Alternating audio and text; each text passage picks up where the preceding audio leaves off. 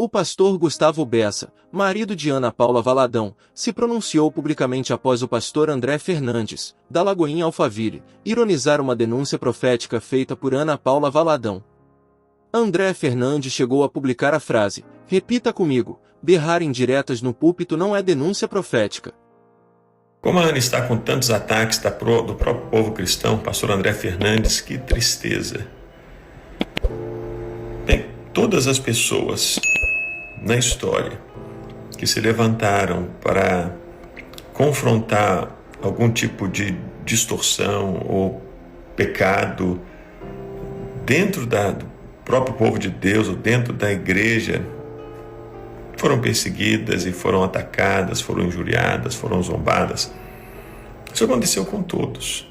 Isso aconteceu com Jeremias, isso aconteceu com Ezequiel, isso aconteceu com Amós, isso aconteceu com Jesus, isso aconteceu com os apóstolos. Então isso acontece. Se eu já li algum livro do André Fernandes, eu já ouvi alguns cortes de mensagens do André Fernandes no Rios. E não é uma pessoa que me inspira nas pregações e nem nos livros que ele escreve. Não é. Não é o tipo de teologia que eu penso que é uma teologia saudável, uma teologia sólida, uma teologia equilibrada. E, pelo menos nos Rios que eu assisti, havia muitas frases assim de efeito, muitas frases de impacto, muitas frases assim de marketing, me parecia, né? Então não é o tipo de leitura assim que me interessa, não. O pastor Gustavo Bessa se manifestou sobre o hábito de comer pipoca durante o culto, após um vídeo da pregadora Camila Barros na Lagoinha Alphaville ganhar destaque na internet. No vídeo, Camila menciona que o cheiro de pipoca estava muito intenso dentro do templo. O pastor acha certo pessoas comerem dentro da igreja na hora da pregação? Agora depende da pessoa, né? Às vezes é um bebê que precisa se alimentar, às vezes é uma pessoa idosa, às vezes é uma pessoa que está doente, precisa se alimentar. Mas no contexto geral, eu entendo que não somente a pregação, o culto é algo que entregamos a Deus, não é um entretenimento. É uma entrega a Deus, é um sacrifício de adoração que fazemos ao Senhor. É o momento de estarmos juntos como igreja, focando os nossos olhos em Jesus para adorar Jesus. Não tem a ver conosco, não tem a ver com a nossa alimentação, tem a ver com aquilo que entregamos a Deus. Eu penso que, de modo geral, a igreja não é um lugar para estar comendo. A igreja não é cinema, não é teatro, não é circo. A igreja é o lugar onde prestamos culto ao Senhor, é a nossa entrega a Ele. Qual a diferença de vender pipoca na igreja e vender makes, livros, óleo, joias, óleo? Pergunta muito boa. Eu entendo que a questão do vender pipoca não é o vender pipoca lá no carrinho, lá fora da igreja, para as pessoas comerem depois do culto, irem para casa comendo pipoca. Acho que a questão colocada tem a ver com o vender pipoca para as pessoas entrarem na igreja comendo pipoca, como se elas estivessem indo para o cinema, indo para o teatro, indo para o circo. Eu penso que esse é o ponto, não vender pipoca na porta da igreja, mas trazer a pipoca para dentro da igreja para as pessoas assistirem ao culto como se fosse um espetáculo. Então esse é o problema. Agora, se a pessoa quiser vender pipoca do lado de fora, joia, livro, roupa, travesseiro, pão de mel, brigadeiro, entende? A questão é o culto em si, a pipoca lá no meio do culto, entendeu? Tem pipoca sendo vendida na porta para dar 500 mil reais por mês para um empresário. Tem franquia fazendo dinheiro. Eu quero denunciar aqui. Acho que Deus não se agrada por essas insinuações no púlpito. Vocês nunca fizeram isso. Não, tem duas coisas erradas aí. A primeira é que o púlpito é o lugar de nós pregarmos a verdade, é o lugar de nós confrontarmos o pecado, confrontarmos o erro. Jesus fez isso quando ele entrou no templo com um chicote nas mãos e disse: saiam daqui, vocês são comerciantes, mercadores. A casa do meu pai é chamada para ser casa de oração. Jesus entrou no templo e fez isso, não é?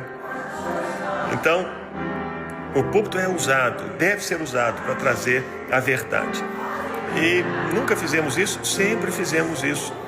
A nossa missão como pastores, é a de pregar o Evangelho. E no Evangelho, quando pregamos, nós confrontamos a verdade. Se você conhecer a nossa história, você vai ver que sempre foi assim. Obrigado por respaldar a Ana. Precisamos de ousadia e coragem dela nesse momento obscuro. Eu comentei com ela quando ela ontem me perguntou sobre a mensagem. E a Ana está sendo exatamente aquilo que Deus a chamou para ser. Os dons e a vocação do Senhor são irrevogáveis.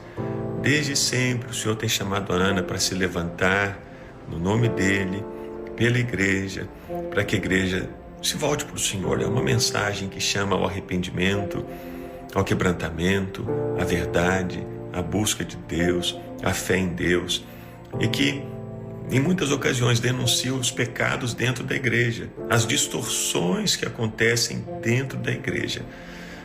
João Batista fez isso, Jesus fez isso, os apóstolos fizeram isso tantas vezes, somos chamados para fazer também. Pastor, está certo a Ana se defender de acusarem de louco, de denúncia por rixa familiar? Com certeza que sim.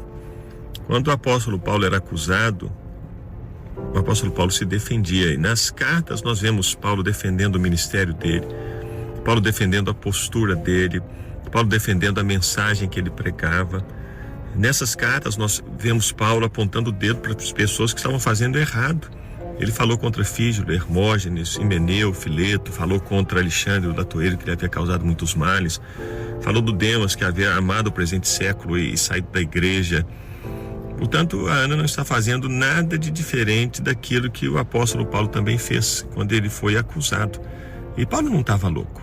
Paulo estava testemunhando a verdade, se levantando em favor da verdade, mostrando que ele estava buscando dia a dia andar na verdade. É o que eu vejo a Ana fazendo. Ela está muito bem, muito saudável. Quero te convidar a refletir profundamente sobre os temas abordados neste vídeo. É impressionante como questões como essas nos fazem lembrar do quanto precisamos ser firmes na fé e vigilantes no propósito de viver e pregar o Evangelho. Quando olhamos para a história da igreja e para os exemplos de grandes homens e mulheres de Deus, vemos que aqueles que se posicionam para denunciar erros e chamar a igreja ao arrependimento enfrentam oposição, muitas vezes até de quem deveria apoiá-los.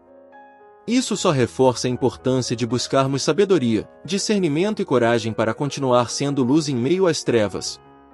Independentemente das diferenças de opinião ou teologia, é fundamental que nossos púlpitos e nossas vidas estejam focados em glorificar a Deus, em buscar a verdade e em edificar a igreja.